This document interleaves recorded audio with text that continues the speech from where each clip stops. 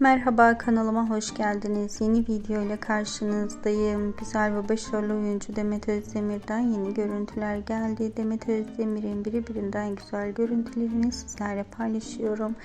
Eşref Rüya dizisi final yaptıktan sonra Demet Özdemir tatile çıktı.